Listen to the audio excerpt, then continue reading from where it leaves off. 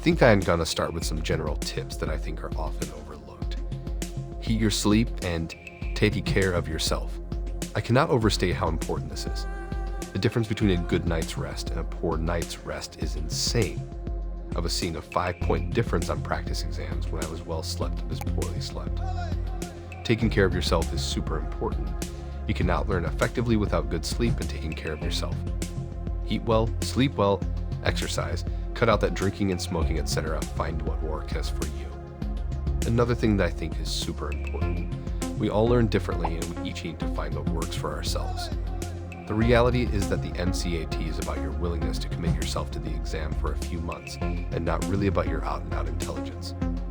If someone is recommending a certain study plan and you find it hard to keep up with or are having a hard time learning, it is not the best plan for you. Consistency is key, and if you cannot keep your routine up consistently, it is not the right plan for you. Try different things, try different study places, different strategies for CARs, etc. Fuck around and find out and get me.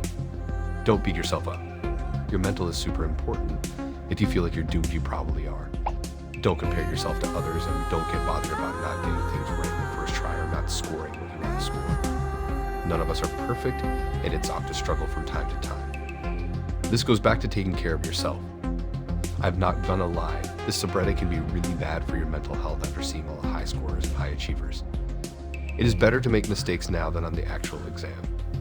This exam is not the end all be all, and even if you do not do well, there is always more opportunities. You are only lost when you admit you are lost. Comparison is the thief of joy, and while this exam is not joyful at all, you should still do your best to make it as bearable as possible.